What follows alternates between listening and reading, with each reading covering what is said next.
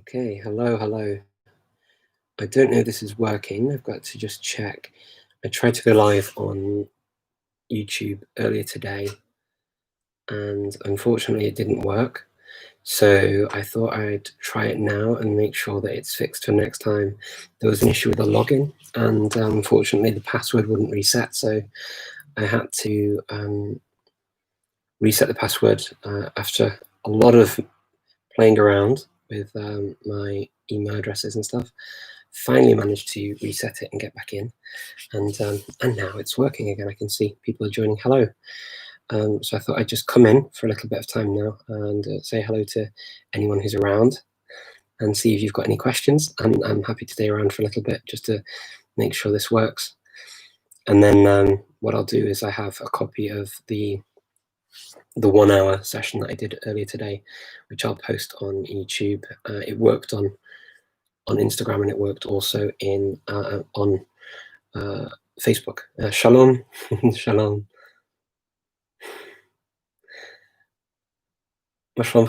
Yeah, everything good?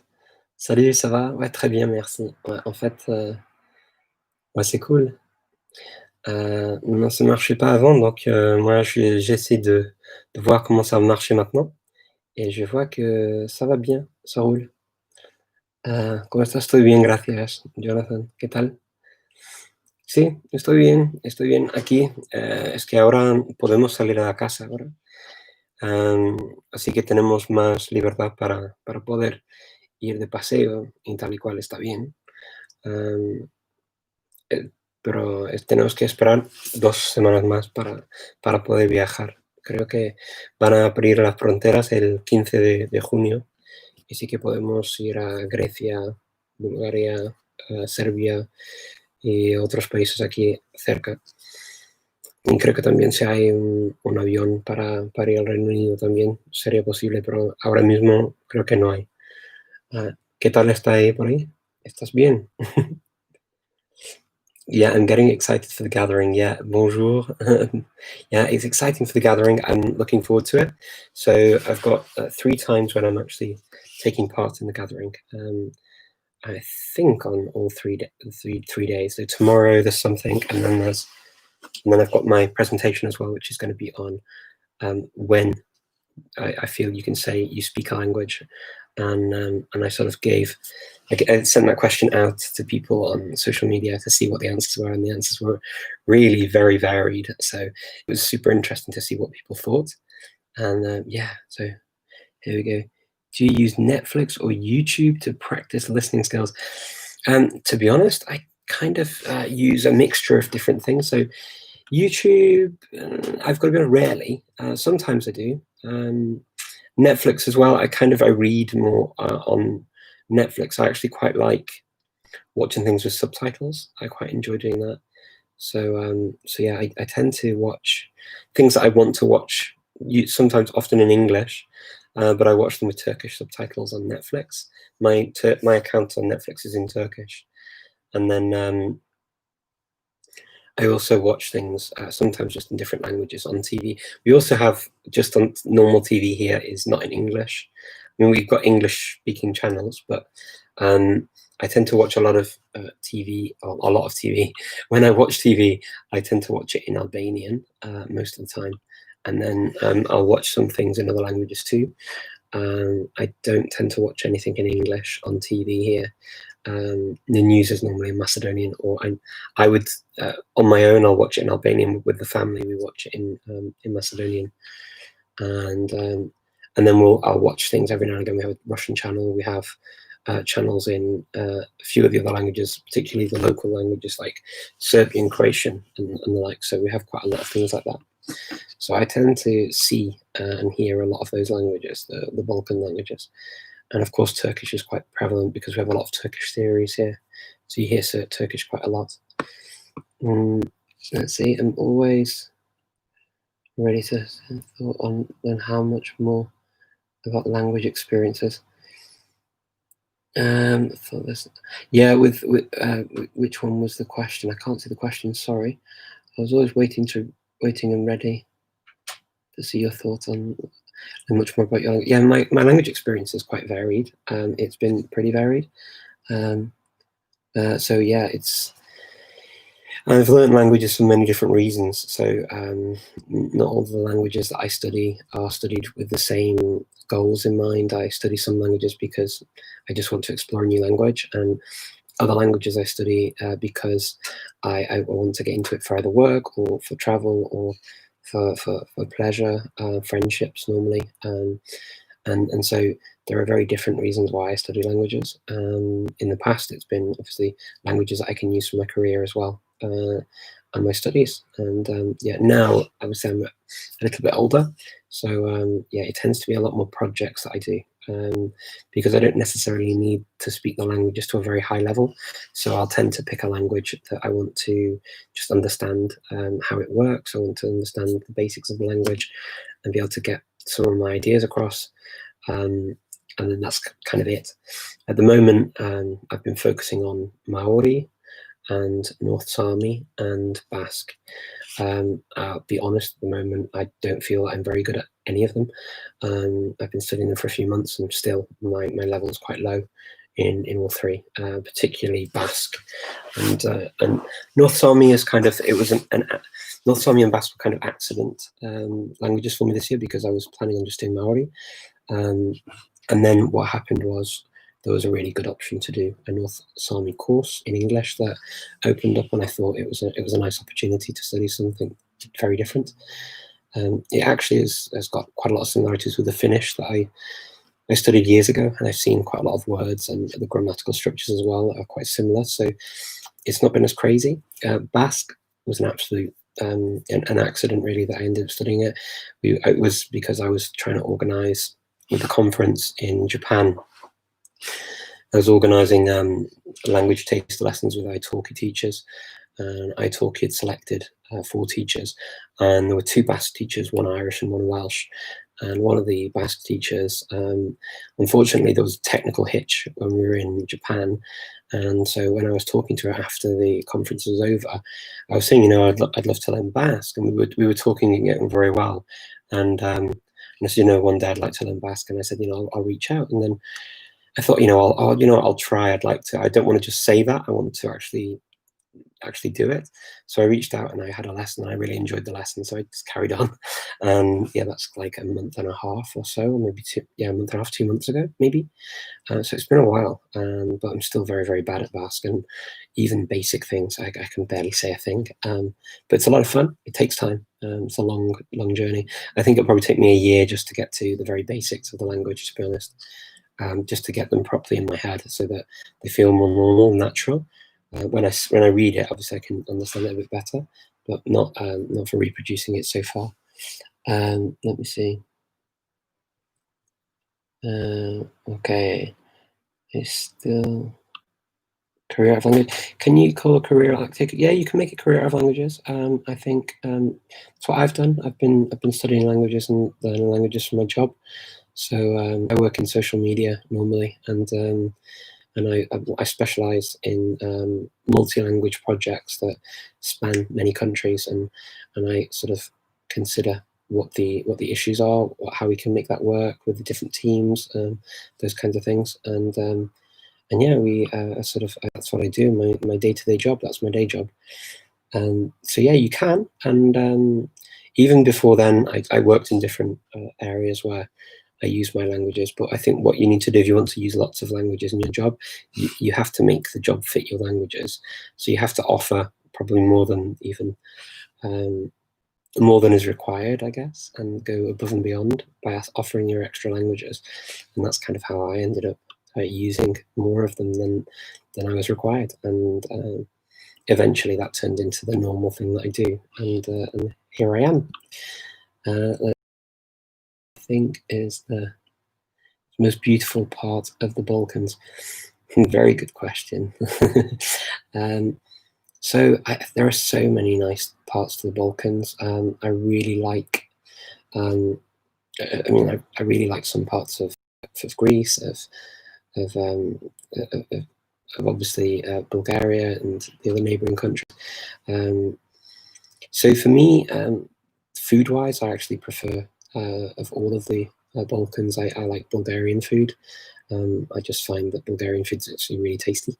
And then for visiting, there are some really interesting geological things in Greece, like the Meteora is very, very pretty, and that's well worth seeing, as well as obviously the islands and the seaside. It's beautiful. But we've got many, many mountains here as well, and it depends how far up you call the Balkans. But if you if you take into account even countries that are kind of Balkan but not really, like Slovenia. Slovenia's got amazing lakes and mountains, and so it depends how high up. I also the parts of Albania that I've seen I've really enjoyed as well, and obviously I've lived in Bosnia, and I really like Bosnia. And then Serbia's got some really beautiful places. Novi Sad is a really nice city to go and visit and hang out. It's really nice. So yeah, there are lots of places that I like in the Balkans. How can you get confused between the words? Okay, and then the languages you've learned. So yeah, sometimes Hussein, hello by the way, I do sometimes get confused. It happens. It's normal, and I think anyone that says that they never get confused, I think is either very extremely lucky or maybe exaggerating a little bit, because I think it's completely normal for the brain to confuse. I mean, even in your own language, if you speak one language, often people will confuse a word or something. They'll get it mixed up for whatever reason. So I don't think it's possible to not get them confused ever. I certainly have had funny things happen like that, where I've mixed up words, and particularly when I'm learning different languages at the same time, I found that I definitely had that happen, where I'll say the wrong word, or a word will mean something different. It may exist as well. I think I've given an example before now on one of these with Indonesian and Maori. So in Indonesian, there's a word, the word for word is kata, or words kata-kata. And in Maori, the word for word is kupu, or kupu-kupu for words. And when I was speaking Indonesian with my teacher, I used the word kupu-kupu instead of kata-kata for words. And she looked very confused. And then I realized afterwards what I'd said, and kupu-kupu in Indonesian actually means butterfly. It has a different meaning. The word exists, but it just doesn't mean the same thing. But I realized myself, and then she said, oh, I'm glad, because I was wondering what butterflies had to do with anything. But yes, it's funny. Olá, tudo bem? Sim, obrigado. Anche tu sì, sarà. Sì, io faccio ancora per la presentazione di Gathering, quindi io ho un tema interessante, che per me è interessante, è sempre una domanda che vedo molto spesso su internet, e la domanda è: quando sai se sai parlare una lingua o meno. Quindi per me quando c'è un momento esatto, c'è non so, quante parole bisogna sapere per dire io so parlare una lingua, o anche la grammatica, c'è un livello ottimo per poter dire io so parlare una lingua, per esempio. È un tema per me interessante, perché lo vedo molto spesso e ci sono tante varie risposte alla stessa domanda. Quando ho fatto la domanda a tutto il mondo su Twitter, Facebook, Instagram, ho visto che c'è una scala enorme, molto diversa anche di tutte le risposte possibili per questa domanda. Quindi ho fatto adesso una presentazione anche con tutte le risposte che ho viste su internet, quindi sto preparando tutto questo. Ho ancora qualcosa da fare per poter terminarlo come voglio, però sì, sta tutto preparato. Allora io sto aspettando con molta illusione a parlare con tutto il mondo, e anche vedere le risposte, vedere le domande, vedere le reazioni. Quindi sì, anche parlare con altra gente, perché mi piace tanto. Ok, let me see. How can you get the confused one? Hola, muito obrigado para o braço também. Muito obrigado. Hola, ¿tienes algún consejo para aprender Árabe. Oh, sí. Tengo varios consejos. Es que sí, es un idioma bastante diferente. Yo estudiaba árabe en los Países Bajos hace muchos años y resultaba bastante difícil para mí, la verdad, porque es un idioma muy diferente, tiene una gramática bastante compleja y también para pronunciar todas las palabras, por ejemplo, hay unos sonidos bastante diferentes, digamos, para pronunciar en una frase normal. Y para mí, pues yo tenía un profesor en la Universidad de Leiden, en los Países Bajos, y siempre me ayudaba con el árabe y era una persona muy positiva y también llegaba a decir alguna cosa en árabe. Es que hablaba un poco, pero no muy bien. Y lo entendía bastante bien porque estudiaba durante un año con él y luego quería ir a la Universidad de Damasco en Siria, pero al final no fui y porque no respondían a mi aplicación, así que no podía ir. Y, y por eso, pues, el último día en los Países Bajos llegó llegó una carta de la universidad y podía ir, pero era imposible porque ya el último día en los Países Bajos tenía que encontrar otra cosa para hacer. Pero con árabe yo creo que lo más importante es hacer algo cada día porque es un idioma muy diferente y también aprender. Hay que aprender de pe a pa a veces con árabe porque con las conjugaciones de los verbos, por ejemplo, es algo bastante chungo, digamos. Pues creo que hay que practicarlo mucho, hay que hablar con alguien, con una persona con un oído muy, muy, muy amable, digamos, para poder cometer muchos fallos, porque hay que cometer muchos fallos aprendiendo un idioma como árabe, porque es un idioma súper diferente. Y pues así, y cada día un poco. Y que no tengas tampoco molestias de cometer fallos, de ver un progreso más lento, porque claro que no es como aprender portugués después del español, ¿no? Es que tiene una gramática muy distinta y hay que tenerlo todo despacito, así. Se eles percebem ao que quero dizer. E isso também é muito importante. Mas sim, agora sim, eu começo a falar com sotaque mais português e logo eu começo assim, começo a falar, assim com o português mais europeu. Uh, mas eu não sei, você que opina? Um, ok, let me see. Também, lo mismo en mi ciudad, estamos en cuarentena, sí. También en cuarentena, Jonathan, sí. ¿Dónde estás entonces? ¿En qué ciudad? A ver, ¿dónde estamos? Hoe gaat het met je meneer? Ja, ja, bedankt. Ja, goed hoor. Ja, hoe gaat het met jou? Waar ben je? In Nederland of in een ander land?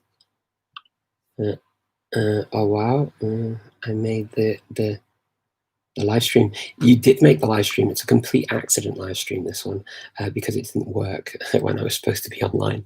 And so I decided to try it out to see if it works now, and it does. So I thought, well, I'll come on and have a quick chat with everyone for half an hour, and then I will go and see how I get on. And it's nice that you all joined, so I'm very pleased that I did come on and wait for a few people to join to say hello and to make sure this worked. I got locked out of my account for some reason. It's very strange. Ik fris praat. Zo, hoe haast het geleerd?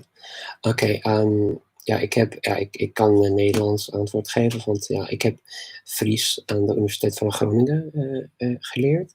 Dat is alleen waar zo een cursus alleen voor 3 weken of zo. En dan heb ik helemaal niet gesproken. Dat is het probleem met een taal zoals Fries voor mij.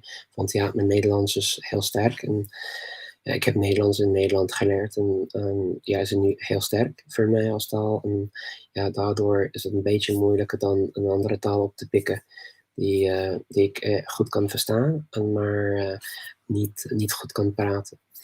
En dat is voor mij de situatie nu tegenwoordig met Fries. En ook met Afrikaans, moet ik ook zeggen. Ja, maar ik kan misschien beter Afrikaans praten dan Fries. Fries voor mij is moeilijk om te spreken, want ja, ik heb geen contact met de taal. Maar ik vind het al heel mooi. Ik moet zeggen, ik vond het niet... ja, als taal, ze zeggen altijd naast taal en Engels is Fries. Dat vind ik eigenlijk niet. Ik vind het Schots ja, meer met Engels te doen heeft. Voor mij, volgens mij is het zo. Want ja, het hangt van af als je Schots als een taal ziet of niet. Maar voor mij is het wel. Het is gewoon een taal die man heel makkelijk van het Engels goed kan verstaan. Oké, dus jullie gewoon een andere taal hebben. Ja, ik heb wel zin in. Even kijken. Hey again, nice to see you. Yeah, nice to see you too. Thank you, Rasmus. You joined us before, Rasmus. Good to see you again. Yeah, I just thought I'd try and make this work to see how it works now. Do you speak any Slovene? Govorim slovensko, ampak zdaj ne govorim mnogo. To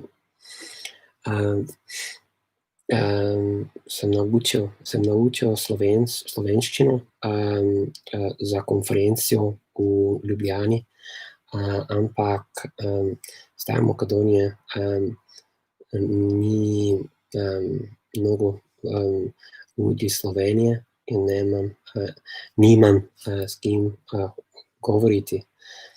To je to. It's yeah, my Slovene unfortunately turns back into Serbian very quickly because again, it's a language I don't really get to use. I've studied it a few times, and I did speak it well enough to get by in Slovenia, but it goes back. And yeah, I actually really like Slovene. I think it's a very nice language. Pozdrav iz Bosne. Pozdrav, kako si? Mehmet. When learning a language, like German, do you listen to shortened pieces of content? Okay, over and over again.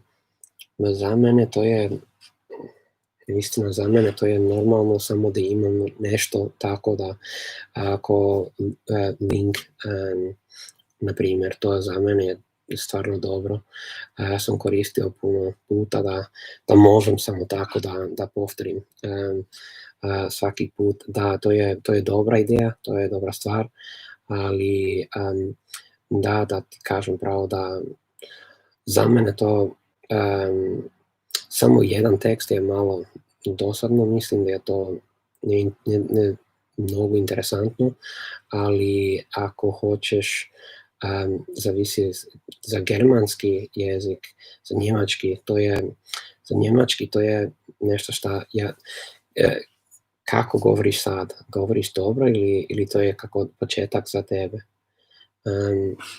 Za mene s njemeckom govorim samo imao sam televiziju u Njemačkoj i tamo sam naučiti da pričam samo s ljudima.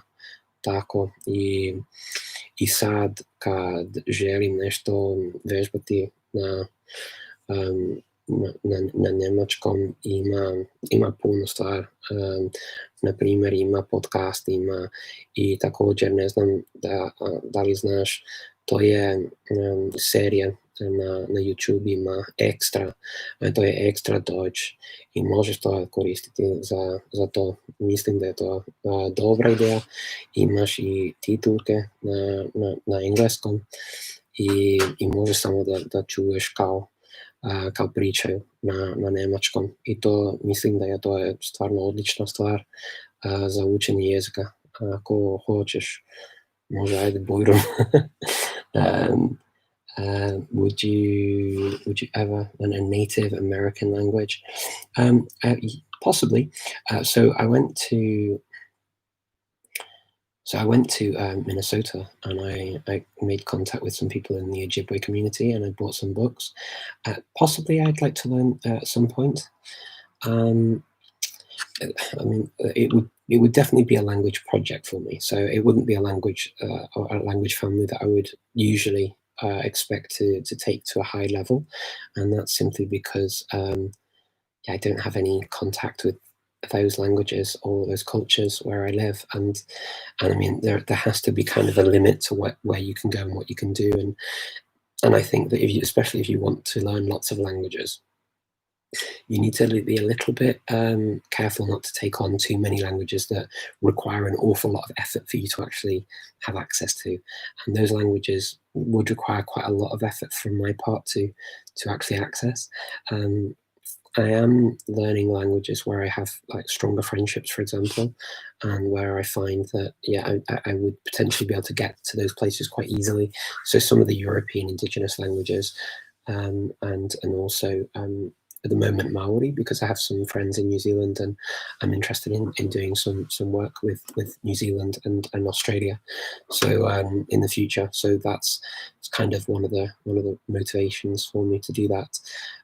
Certainly with the US and Canada, North America generally, including Mexico, there are a number of languages that I'd like to explore, and I can imagine, obviously doing the conference in Mexico next time. I would definitely like to get into, probably if I were to choose a North American indigenous language, I'd probably choose Nahuatl or Mayan, simply because I've had a bit of contact with them, and I can see myself going back to Mexico many times. I really love Mexico, and I think the people are wonderful.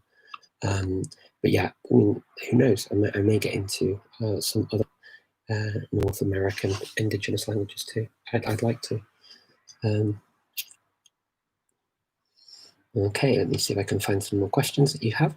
It's really nice of you to come and to talk to me, so thank you. Grappig. Okay. Let me see. Met verstaan. Als je Nederlands tegen je praat. Ja, dat kan ik wel. Ja. Maar voor mij is het, ik denk dat het voor mij als buitenlander is makkelijker om te verstaan. Voor andere mensen, bijvoorbeeld ja, Nederlanders, ze zeggen dat ze moeilijkheden hebben om Fries te verstaan.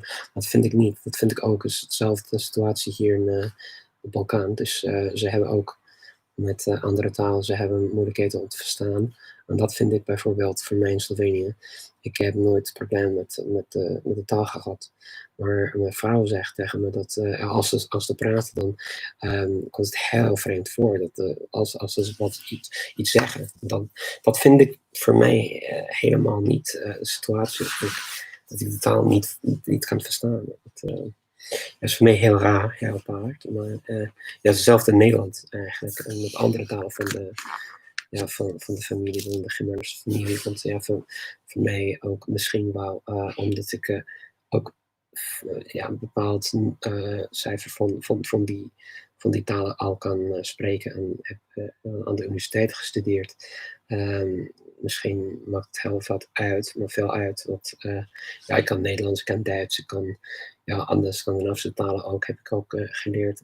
En daardoor misschien ook is het een beetje makkelijk. En ook, ik kan Engels, een Engelse dialect ook goed beheersen. Dus dat is ook misschien een beetje de reden voor mij Fries te luisteren en te verstaan is niet zo moeilijk. Ik kan gewoon niet actief spreken. Maar het is wel interessant om te leren op de cursus. Ja. Oké. Ja, selamlar, nasılsın, iyi misin? Richard, oké, wat is isso não Estou aprendendo alemão. Ok. Eu acho que eu estava falando agora, estava falando sobre se é uma coisa que tens que fazer cada dia. Então, para aprender uma língua é uma questão realmente de praticar, de usar a língua muito na vida, não somente ser como uma coisa teorética que você pode tomar um dia e outro não. Então, Para mim, sei que tens que ter, como mínimo 2 horas, na semana para estudar a língua ativamente e logo tens que fazer alguma coisa também cada dia. Então eu fazeria como, não sei, entre 10, 15, 30 minutos cada dia só pelo menos para repassar, o que tenho já, estudado nas horas ativas, para aprender a língua. Então isso é o melhor conselho que eu posso, dar a aprendizagem das línguas estrangeiras. Então, para mim isso. Não sei, você tem também um professor, uma professora para alemão? Isso é muito importante, ter contato com a gente e falar e usar a língua ativamente e pensar sempre. E o contexto também é muito importante, então aprender coisas que você vai usar para a vida cotidiana, não somente coisas como, não sei, uma lista de palavras que nunca você nunca vai usar na vida. Então, isso. Sinto muito porque estou a falar como meio português, meio brasileiro. Então, você sabe. Isso. Okej. Pozdrav od Skopje, pozdrav, kako si? Super. Имаме колко македонци тука. Интересно. Zdravo, zdravo. Learning Russian using Asimil book. Okay, fantastic. What do you think about that, Asimil? Yeah, I mean, I like Asimil. I use different books for different reasons, and so um, in the full hour that I did before, I actually showed some of the books I use or I've used in the past. And so, I'll use Asimil, Teach Yourself, Colloquial. I'll use then also just regular books that you get from different countries. So, for example, these are the books that I used for Turkish. I showed them earlier on the other video. This is for A1 and A2, and this is for B1. So you can see it takes you the same amount of time to do the whole of the B1 course than it does to take A1 and A2, because there's a lot more vocabulary, there's a lot more going on at those levels. And just so you know, so an intensive course for this was 16 hours a week, and then 20 hours, that was contact hours with a teacher, and then 20 hours of self-study on top of that for learning and for doing all the exercises and different things, roughly. And this took 3 months to doing it at that pace for A1, 3 months for A2 as well, and then it took 6 months to do B1 intensively as well. So you can see it took a year just to get through all of this and get to a B1 level. So if there's a lot of vocabulary involved in learning that languages to that level. The Teach Yourself, Asimil, and Colloquial, those kinds of books, they're fantastic. They give you a good overview of the main grammatical areas and features of the language, up to what's covered up to maybe a B2 level. Of course, they're not thick enough to have all of the vocabulary that you would need to function at an exam, in an exam situation. For those languages, you'd need to supplement the books with additional vocabulary and additional materials to really get to that level where you'd be able to pass an exam, for example. But yeah, I use them and they're good. I think you need to find things that just work with you and you feel that you can identify with. That's the important thing, I think.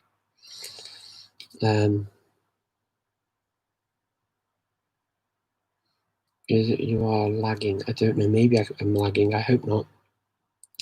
I'm lagging with all of these because it's a little bit slow for me, unfortunately, to get through all of the comments. I have a lot of comments, so it takes me a bit of time to read through them. Sorry about that.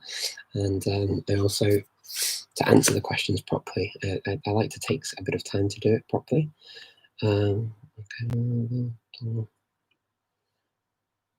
Okay.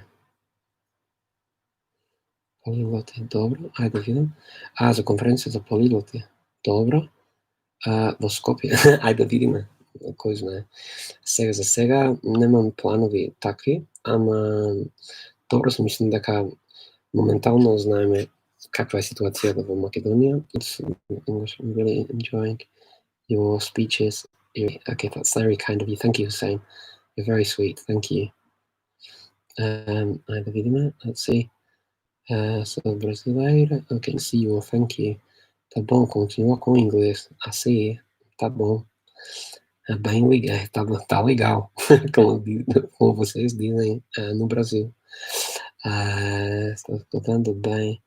E com sucesso a todos, ok, tá bom. Compôs, com suas frases.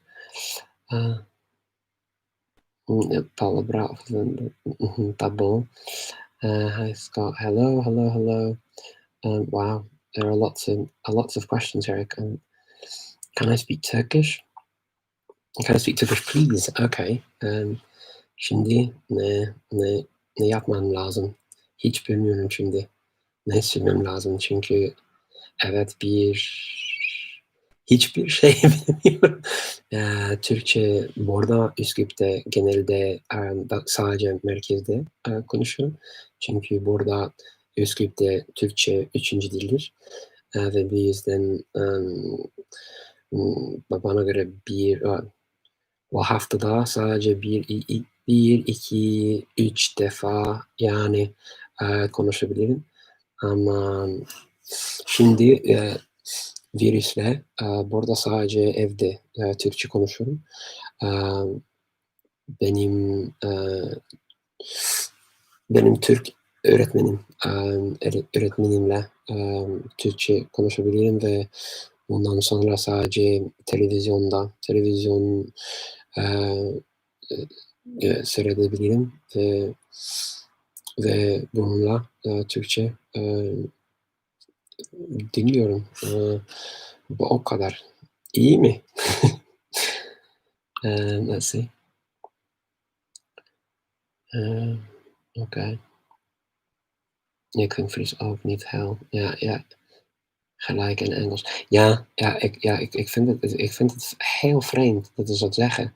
En dat is zo apart. Voor mij is zo interessant dat zeggen, maar dat vind ik helemaal.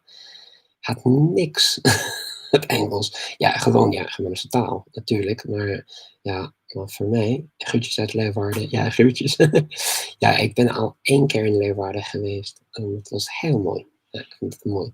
In Nederland, mijn leven in Nederland was ook heel mooi. Ik heb in Rotterdam gewoond, maar ik ben overal in Nederland geweest eigenlijk. Ik vind het leuk gewoon om de trein te nemen, om naar boven en dan de andere kant van Nederland een beetje van alle steden te zien. Dat vond ik heel mooi. 2 jaar lang. Dat is dus wel een lange tijd om Nederland echt te zien. Dus ik ben bijna overal geweest, denk ik. Leeuwarden, Groningen, sowieso. Dan in Friesland. Maar ik heb niet zoveel Fries op straat gehoord, moet ik zeggen. Ik vond dat ik heel veel Nederlands hoorde. Dat vond ik een beetje vreemd. Ik had het niet zo verwacht. Oké. Meu amigo. Ok. Tudo bem. Obrigado. Meu nome é Jelaine Blessings. Olá, tudo bem? Tudo bem. To what level do you learn most languages? The conversational ones. So, panel project, it's difficult to say what level because not all languages are the same. The words that I use are not always the same. So it's quite tough to categorize them all the time. I'd probably say that by the time I get to kind of a B1-ish level, where I can follow the news normally, follow what's happening on TV. I don't know all the words, but I can follow what's happening on TV. I can follow most conversational topics that you would normally talk about with friends, family, people that you meet on the bus or the street or whatever. Then I'd probably say that by the time I get to that level, then I'm fairly confident to be able to just talk. So it takes different amounts of time for different languages to do that. So, for example, for me to learn Albanian to that level, I've not really studied very much Albanian, but it didn't take that long because I'm surrounded by it. I hear the language on a daily basis, so I can hold a conversation quite comfortably for hours in Albanian without having to switch to another language. It's not that I speak it perfectly; I make a lot of mistakes, and also I I don't have all the words that I need sometimes, but I can always like talk around it. So it's normally fine in a language like Albanian. But then for a language like Maori, I've been studying it now for 3 months, and I still can't even say many basic things in Maori. Um, I understand, like I can read some very basic stories in the language, and I could tell you what it says, and that's what one of the things I do with my teacher. But I couldn't speak it very well, except for very basic things. And the same thing for North Sami. I can say basic things, and Basque is the same. So it depends. Those languages are quite difficult to sort of start talking and start speaking. You have to really know the language well before you start. And then other languages that are similar to languages I already speak, like learning another Slavic language, for example. I studied Slovene a few times. I studied Slovak as well in the past, and I got to a level where I could speak and understand things very, very easily. But because I did it very quickly, I also found that when I wasn't using them again, the languages just went away. So I don't feel as confident. I feel more confident in Slovene than I do in Slovak, for example, but it's because Slovene is probably closer, and I've actually studied Slovene about 4 times now. So each time I study it and go back to it and get back into being able to speak and communicate, more of it stays after that happens. It does very much tend to turn into kind of a Serbified version or of the language, though. I've got to be honest. It's let's see.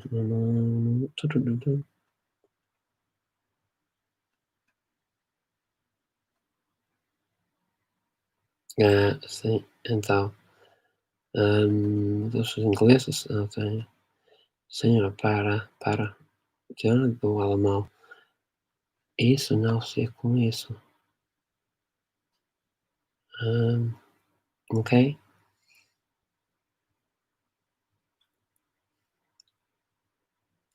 Ok. Tá, imaš znači nivo B2. Znači to više dobro, to je stvarno dobro. Ako imaš B2 sad, razumiješ kad pričaju na televiziji, mislim da je to za tebe nije problem, ili ne? Ne znam, mislim da to može samo tako i s radijom ili nešto tako da s radijom. To je za mene, mislim da je to stvarno dobra ideja kad već više govoriš što znaš jezik. To je odlična stvar da imaš nešto ovako normalno iz države.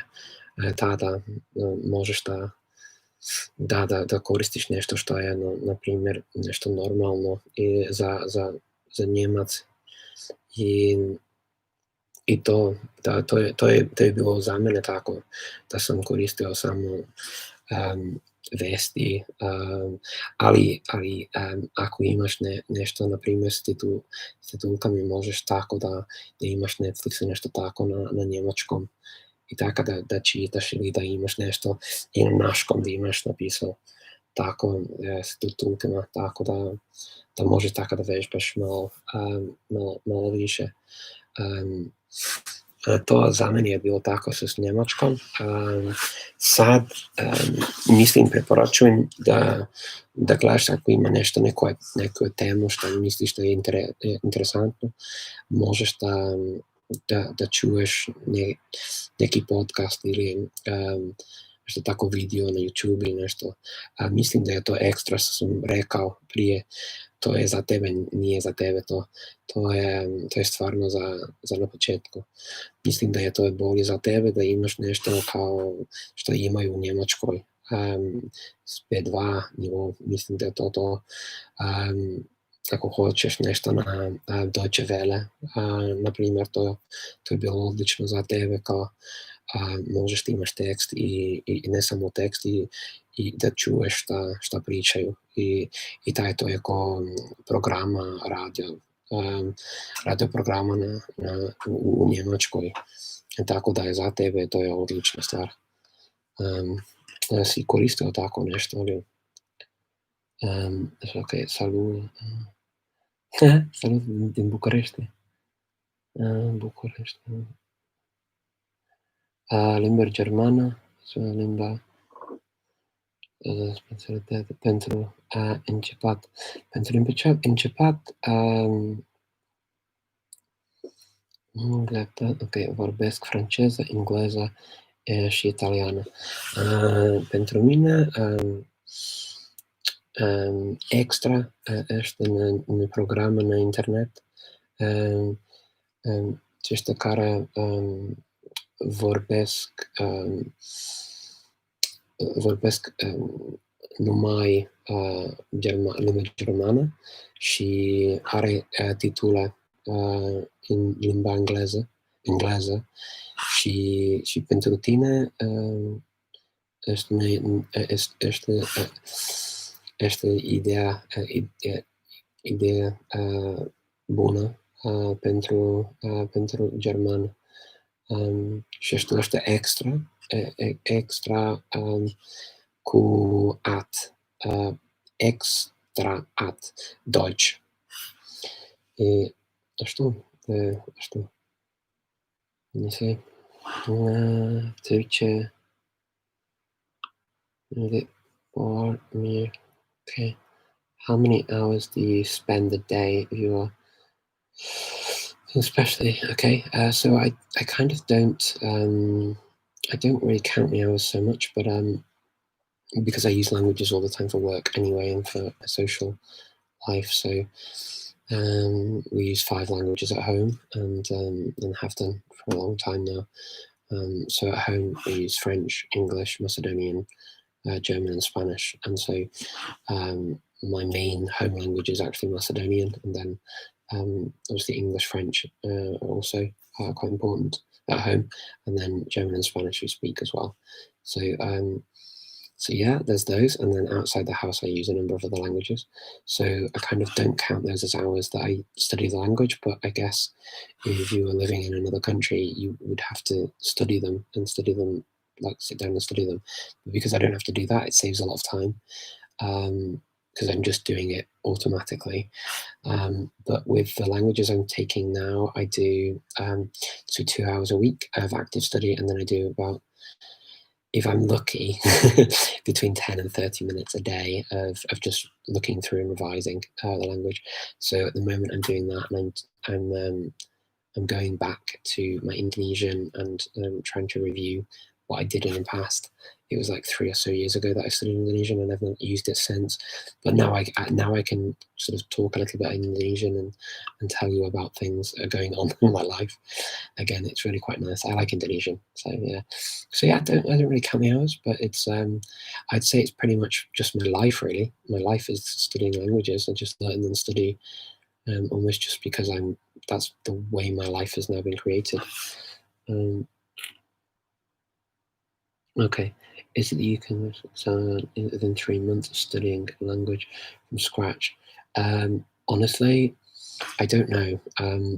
So I've never sat the C1 exam in 3 months. I sat an exam in German after 3 months of study that they said was the equivalent of somebody finishing university and going to study at university in the language. Now, I don't know what level that would be now, because those levels didn't exist then, and they weren't used, or at least they weren't used then. It would depend on the language, I'd guess. So I think if you're learning a language that's similar to a language you already speak, then possibly, yeah, you could get to a kind of a very high level very quickly. And just also be prepared that if you learn a language to a very high level very quickly, the quicker you learn it, the quicker you can forget it as well. So especially if you're not using it, so you could possibly end up having a C1 certificate and then never using it again, and just like a year later, you find it difficult to really speak it anywhere near that level. So yeah, I don't know what the rush is. I had to do that for university, and I did it, and then I used German a lot. But yeah, I wouldn't recommend these kinds of really fast things unless you know you're going to be able to use the language a lot afterwards. İyi tebrikler. Çok teşekkür ederim. Çok teşekkür ederim. Hello, Olga. Nice to see you. Habla en español, pues hablaba en español. ¿Quieres más en español? Pues hablo mucho en español. La verdad es que para mí me gusta la mezcla también, me gusta hablar varios idiomas. Así que sí, pero si me escribes en español, escríbeme algo y así que puedo responder a tu pregunta. Um, can't wait to see the Polyglot Gathering. Thank you. I'm looking forward to it too. Um, what's the name of the Polyglot community on Facebook that you mentioned in the video with the Norwegian polyglot Christina? So that would probably be the Polyglot Conference. So the Polyglot community, basically, that was a long time ago we made with the video. So years ago, before there was really anything on YouTube or on Facebook, or there was no Twitter, there was no Facebook either actually then, there was what we called the Polyglot community. It was part of an online forum, and it was a subsection of a language learning community, and we called ourselves the Polyglot community, and that's why we now have things like the Polyglot Conference, the Polyglot Gathering. They're called that because they come from that community. And there are lots of communities like that online at the moment, so even more have grown over the years. So I look after obviously the Polyglot Conference, and we have a group also for the Cholula event. So if you write Polyglot Community, Polyglot Conference Cholula, you'll be able to join that. I have my own Speaking Fluently page where people write and talk. But in the group, in the Cholula group, people talk, but also there are other groups.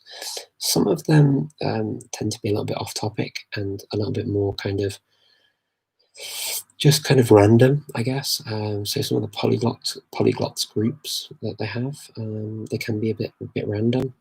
Sometimes funny, sometimes insightful, sometimes just very random. So I think it's a case of looking at them and trying them out and seeing what you think. Finding people that you can identify with as well, I think is important, and writing to them, making contact. Привет. Окей, хорошо. Как это? Как это выглядит? Наша, что это? Я не вижу хорошо здесь. Но я думаю, что я посмотрю, потому что, это очень маленькие. Ваши, да. Девочка.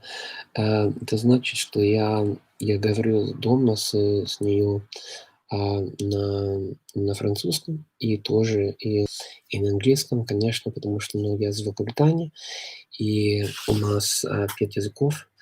Мы говорим, или если вы хотите тоже и работать в других странах, это очень интересно, очень хорошая работа, вид. Но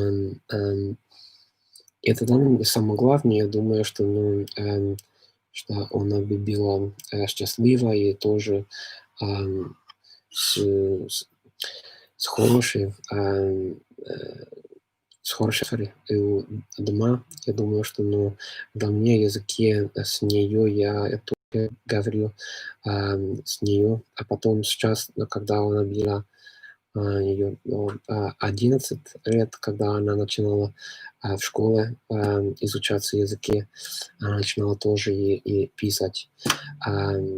И для меня это было хорошо, потому что дома я хотел только без жить дома. Если это очень трудно или это как огромная работа для нее, я думаю, что она не бы хотела использовать языки и общаться со мной на новых языках. Но сейчас, в принципе, я думаю, что это фунгирует хорошо, потому что она говорит свободно со мной на французском и тоже на английском. И с женой тоже она говорит, с матерью тоже и на македонском свободно, без проблем. И поэтому я думаю, что это отлично для нее. И потом она решила сейчас изучаться еще голландский, что это граница для меня. Я не знал, что она бы хотела изучаться еще дальше языки, потому что у нее 5 языков, я думаю, что это достаточно, потому что я хотел делать как мини-полиглот, как это мне, в принципе, для меня это очень интересно. Это моя любовь языков. Я думаю, что как родитель я не могу сказать, что ты надо сейчас изучаться еще лучше, еще больше, чем я. Я думаю, что нам надо... у нее ее жизнь, и я думаю, что нам надо продолжать, как она хочет. Это все хорошо, все в порядке, и она счастлива. И сейчас с голландским. Посмотрим. Okay, let me see. I'm Bulgarian and I understand Macedonian. Was it difficult for you to learn it? Bulgarian. No, it wasn't difficult for me to learn. I find actually the easiest Slavic languages are Macedonian and Bulgarian. They're very similar. I speak both. I speak Bulgarian as well. Говоря български, за мен е много интересно, много хубав език. Много ми харесва. И когато аз съм в България, аз говоря само български, но за мен е много по-лесно да говоря македонския.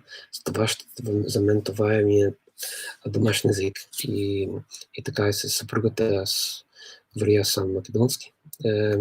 За мен аз съм много пъти в България, не само в Македония. Това е съседна страна и за това мисля, че това отличен език и с много хубава история и много ми хареса интонацията на българския.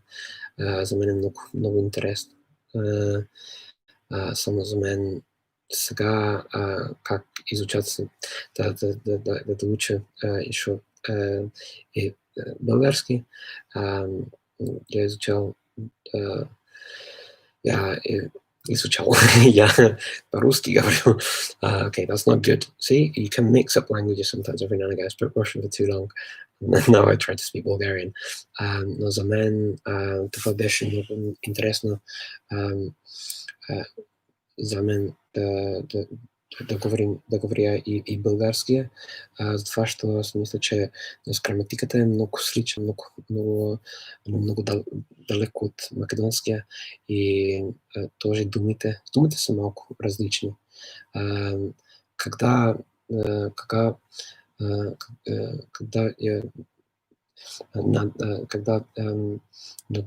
трябва да говоря македонски с хората тук и има българин в България.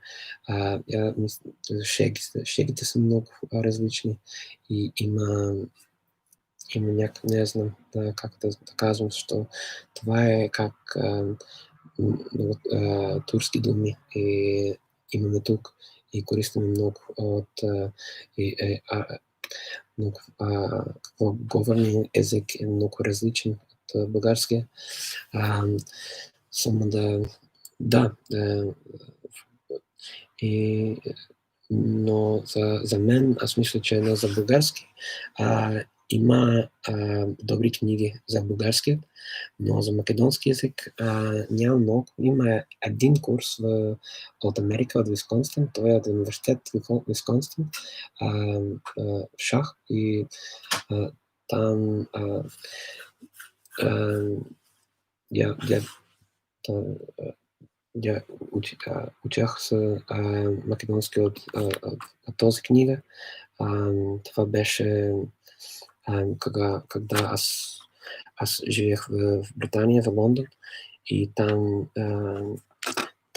беше и една жена от Охрид, и с нея аз говорих много на македонски и изучах и this is knighta.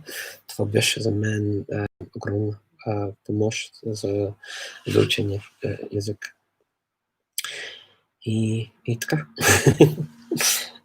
Okej, okay. Frågor.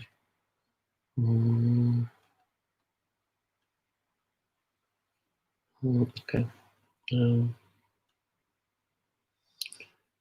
Okej, vad gör du? Okej. Så jag arbetar, jag arbetar här, Olga. Så du skriver också på svenska. Vad fint. Ja, jag pratar svenska. Jag har studerat svenska på universitetet där i Storbritannien. Så jag använder det här språket också för mitt jobb. Jag arbetar för social media, så jag måste läsa och prata svenska ibland med människorna för projekterna som vi har. Och jag använder det också för mina vänner. När jag kan resa till Sverige eller till Norge eller någonting, så kan jag använda de där språken också. Så jag tycker jättemycket om som blandnaviska, så ska man säga, så skandinaviska språk. Jag tror att de är jätteviktiga språk för mig. Jag har gjort så mycket för mitt jobb också på svenska, på norska och på danska. Och så jag var det jätte jag hade ganska lätt att lära mig svenskan, för att det är inte så annorlunda som en annat språk som man ser i Europa till exempel. Det är inte ungarisk eller finsk eller någonting. Det är bara svenska som nordiska språk som engelska, eller hur? Så är det inte så annorlunda. Och när man börjar prata ett språk som svenska, man måste bara, för intonationen och så ljuden och så jättesvåra, för att de finns inte på engelska. Så när jag började att lära mig svenska, så var jag på universitetet i Storbritannien. Vi hade 1 år bara för att lära sig ljuden och intonationen på svenska. Och så var det 1 år, helt år. bara det. Och så det var jättekonstigt. Men ja, till slut så kan vi alla prata svenska. Så det var ganska fint. Och nu jag aldrig glömt det. Och jag använder min svenska här, till exempel i Skopje, så aldrig. Det är bara jag ibland när jag ser någon från ambassaden eller någonting, men det är jag tar nästan aldrig att jag pratar det. Jag bara använder det för mitt jobb. Och jag studerade också på universitetet i Sverige, men det var också på nätet. Så jag har gjort kinesiska, arabiska och ryska och georgiska också på universitetet i Malmö och Dalarna och så.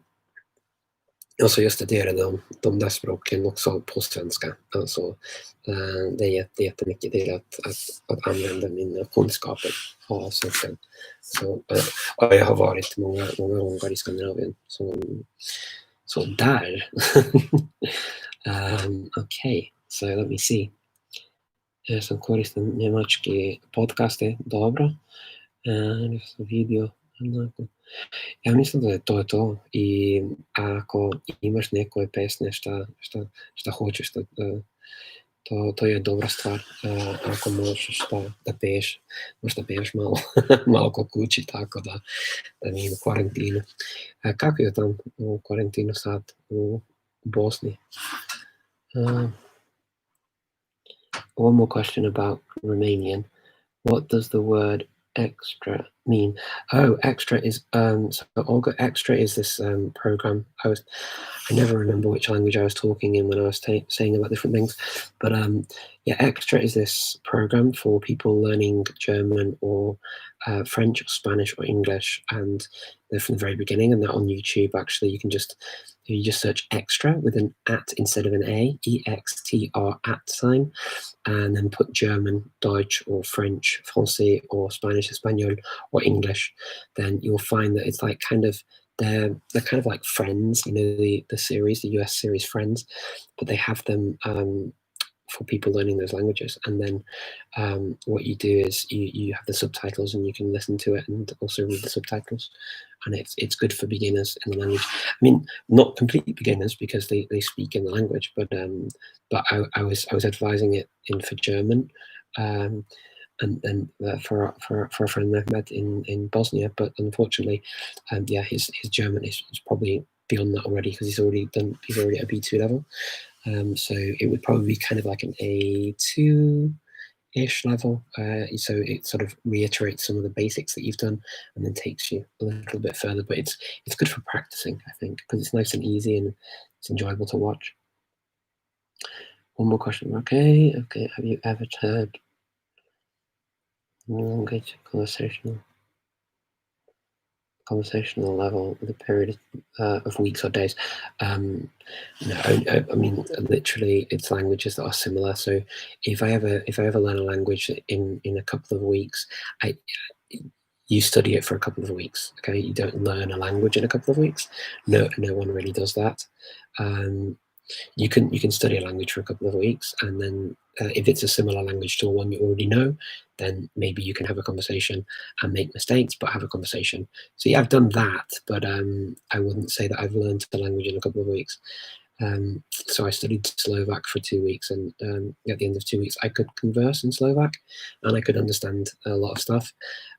It wasn't perfect, but it worked for what I needed, and it was for a competition actually with a polyglot gathering in Bratislava, and I entered as a native Slavic speaker and came second, which was quite cool. So nynorsk. Ja, jeg kan forstå nynorsk. Jeg kan ikke snakke nynorsk, men jeg forstår det. Jeg har lært bokmål. Det var for en reise til Norge, og min norske nå så mye med svenske. Altså, intonasjonen er så svensk, men jeg forstår så godt. Og jeg tror at for meg jeg har aldri lært nynorsk, men jeg har lært dansk og svensk og norsk, og så kan jeg forstå. Jeg kan forstå det ok. Jeg har gjort en samtale med nordmenn fra Bergen og Stavanger, og de anvender så nynorsk med meg, og jeg forstår det der. Men det er ikke perfekt. Jeg kan ikke snakke norsk nå. Det er godt å lære norsk, men nå er det så mye svensk. Okay, it's been a long time. How are you? Oh yes, nice to see you. Well, very nice to see you. Thank you for coming. Okay, I think I'm going to have to give up in a minute because my eyes are giving up on me and I can't read the small writing anymore. I'm so sorry, but I've been on, I guess, an hour and 10 minutes, so it's actually longer than the last one that I was on this earlier. I've just enjoyed speaking to you all. And let me see if I can catch any very easy questions here. If I miss any, please do forgive me. You can always come back. I can see some Hangul there. I don't speak Korean, unfortunately. I studied a little bit of Hangul and I want to learn some more in the future, but at the moment, it's not a language I'm studying. Hopefully one day I'll get to it properly. Memorizing method. Do you know what? Actually, I kind of, for memorizing words and stuff, for me it's like hooks in my head, so I have to think sometimes if languages and words are similar, then it helps me to remember them. I don't have like a memory palace or anything like that. I don't use those kinds of techniques. I don't know, some people think that they work well. For me personally, I've tried a little bit of the memory palace. I just find for a fluent conversation, I can't. It's maybe it's just me. I'm just not able to access the words as quickly as I want to.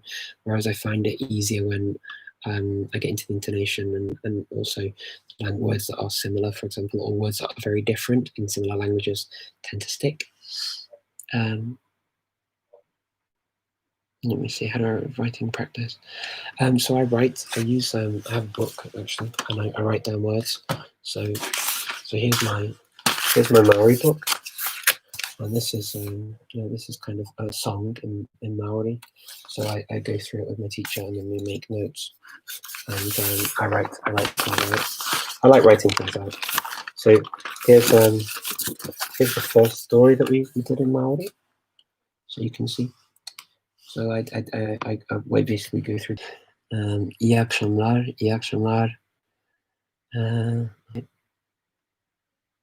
God, but dearie me.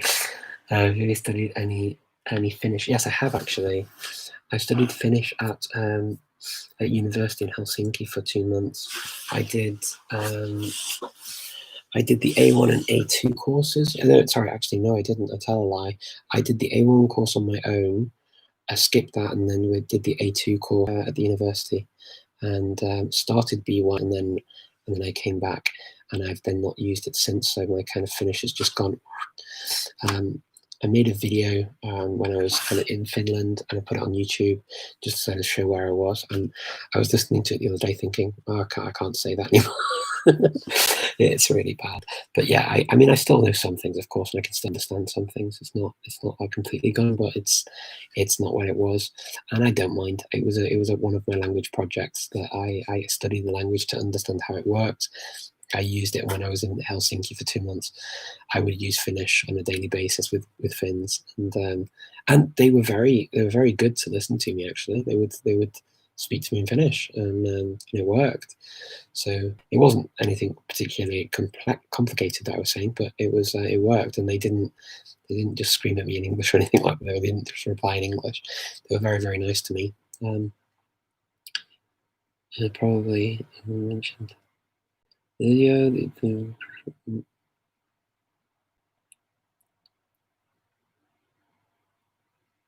Okay, let me see.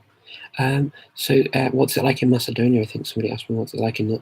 So here, I mean, it's a nice place. I like the people. I like the languages here. We have a lot of languages that people speak, and I like them. So yeah, I really do. I like it. So before. Yeah, keeping a language is really, for me, it's basically I need to use them for work, and I need to use them for life. Otherwise, if I don't, I find that they go after a while, and then I need to revise them. But if I speak a language that's similar to another language I speak very well, then I can retain it a little bit longer. Men norsk er ikke språk. Ja, ok. Kan ikke snakke det. Men kan ikke snakke deg. Nei. Jag tror det är så lite som dansk, men så har det uttalet det som dansk, eller hur? Jeg ikke Ja, jeg har venner som snakker nynorsk, som sier de snakker nynorsk. Jeg vet ikke. Jeg vet at jeg har så polemikk i Norge. Jeg sier at du prater nynorsk eller bokmål eller noe sånt, men nei, jeg har hørt det. Jeg vet ikke. Men ja, det er kanskje i Norge som mange dialekter der, og så når du snakker et dialekt som er ikke som bokmål, er det ikke også finnes det ikke så nynorske dialekter som taler der. Jeg vet ikke. Where can you join the Polyglot Conference apart from Twitter, speaking fluently? You could, so Olga, if you want, you can on Facebook. You're in it now, in fact, because you're talking to me here and you're talking to other people. So it's great to have you with us, Olga. So feel free to join on. So I have Speaking Fluently on Instagram and also on Facebook. And if you write, I can give you a few more places where you might want to meet other people. Think about who you'd like to meet, what type of people. what you'd like to do. You're very welcome to join for the Polyglot Conference anytime you want to come as well, of course. And there you meet real friends in real life, and also the language event that I run. It's quite nice, and that travels around as well. So yeah, you get to meet people in real life. It's quite nice. Is German my favorite language? Yes, it is. I love German, Mark. I think German is very beautiful because I learned it with kids as well. I was an au pair, and I really like German. It's a very sweet language, and the family that I lived with was exceptionally lovely. So yes, and so it's got a very special place in my heart. The UK, okay. Därpå passande, okej. Du snackar, okej, är det bara to, okej, är det passande? Jeg vet ikke. Jeg kan ikke se som meg, for jeg er nynorsk. For meg er det bare. Sa det så? Ja, ok. Saludos desde Bolivia. Hola, ¿qué tal? ¿Todo bien? Pues mira. Okay, so I think I'm gonna have to disappear now. Thanks, I'll join Speaking Fluently on Facebook after this. Lovely, thank you, Olga. I'm looking forward to seeing you there. And if you're on Instagram as well, feel free to follow me on Instagram. I post things on there too. But thank you everyone for coming. I'm gonna disappear now because it's getting very late here where I am, and I need to finish a few things before tomorrow. But yes, it was a pleasure to see you all, and thank you for coming, and I'll see you at the Polyglot Gathering. I'll be back online at my normal time now that I've fixed this issue with YouTube at 7 p.m. Central European Time on Thursday. And I will look forward to seeing you all then, if you can make it. Have a lovely evening. Laku noc. Sve najbolje. Bye-bye.